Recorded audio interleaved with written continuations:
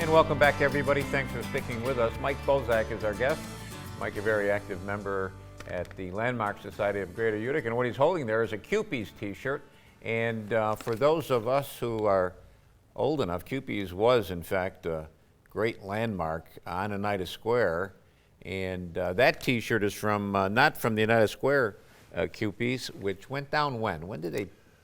I don't remember exactly when. I did go there as a kid, though. Yeah. I was probably about 6 years old, and my cousin took me there. It was very popular among the Utica College folks because Utica College was around there. And UFA. And UFA. And I remember going there very vaguely because I was very young, but I know that it's been kind of an iconic thing over time. It came down at some point, and Burger King was built there. Right. And then that came down. Now there's a Dunkin' Donuts on the site. Right. But the thing about Kewpies is that it was a chain, but not a huge chain. And when it went away locally, they still maintained them, I think, in Lima, Ohio. There's three in Lima, Ohio. Yeah. This one with the t-shirt is from Racine, Wisconsin, and I was thrilled to find it. I go out there occasionally to the Midwest, and whenever I'm in Racine, I always go to the Kewpies. Yeah. And the funny thing about Kewpies is you walk inside, and the stools are very low.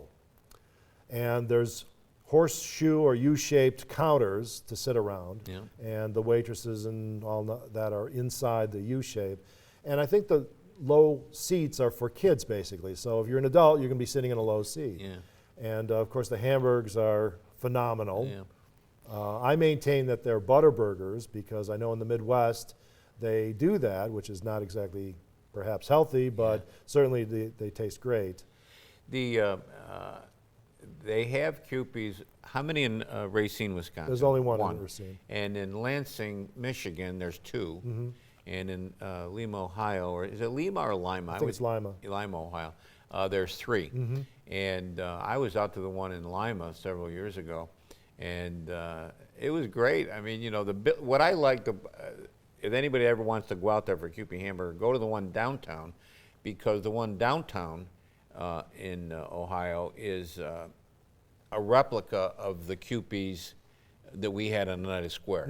A very distinct building. Yes. And there's just something about going into that after so many years. Talk about deja vu. Yeah, really. What's neat about the one in Racine is they have a wall that's kind of a museum wall, and I happened to notice that they had either a paperweight or an ashtray, and it had the picture of the one in Utica, and it says Utica, Kewpies, Utica, New York on that. Yeah. That's pretty cool. You know what, the only thing I didn't like about the one in Ohio was, and I went to all three in Ohio, and is it Lima or Lima, did you say? Lima. Lima.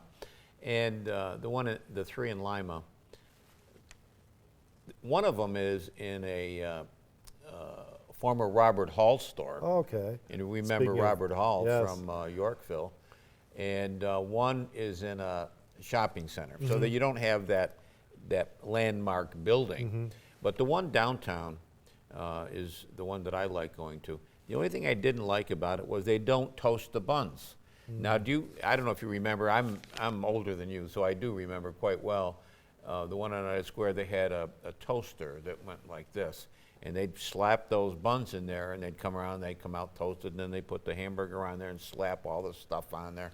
But I thought the toasted bun, like with Voss's, those toasted hot dog buns, I think make a world of difference. I totally agree with you. Yeah. Totally agree. And I remember, I think that they did toast the buns in Racine. And the thing about Racine is that it is downtown as well.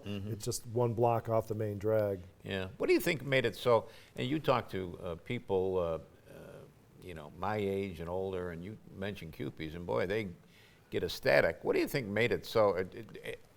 Are the memories that we have of Kewpies, has that kind of enhanced it over the years? Well, I'm sure that's part of it, but as I say, I think that what they use is some sort of butter or something like that when they put it on the grill, and it enriches the flavor. Yeah.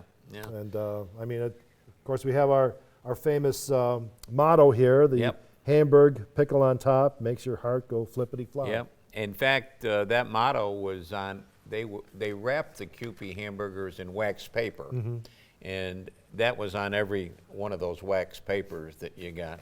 And the one on Oneida Square, it also said, it was famous for drive-in service. So you pulled into the parking lot, and there was a neon sign that said something close to this: "Don't honk horns, flash lights for service." So you'd pull in, you'd flash your lights, a car hop would come out. They'd put a tray on the side of your window, and you could eat right in the car. It was a fabulous way to do it. Yeah, that's total nostalgia right there too. You don't see that at all. Yeah. You also brought a, and let me see if I can get this over to you, Mike. Let me see if I'll hold this one up. Gene's Beans. And speaking of a place to go, Gene's Beans, which is, well, behind, I think most people would recognize it as behind the Uptown Theater, or just off to the side and behind the Uptown Theater. Yes. And the one that I remember was in Whitesboro, where the Burger King is now. Yeah. And great fish fries. And you mentioned sort of an iconic thing that is very famous in the Utica area and all that, but they still do exist. And there's one. This one is from Watertown, and every time I go up to Watertown, I go there to get the beans or the fish or whatever. And it's original. Are they as good as what we had here, Mike? I remember it being very good. Yeah. So. When I remember on a Friday night in South Utica, you'd be up around the Uptown Theater area, and that's all you could smell was fish fries going. Oh, yes. So, and they were famous in our area. Gene's Beans, that brings back a lot of good memories. Those kinds of places, Mike, disappearing over the years. Those smaller, they do. It's nice to find them still in existence, though.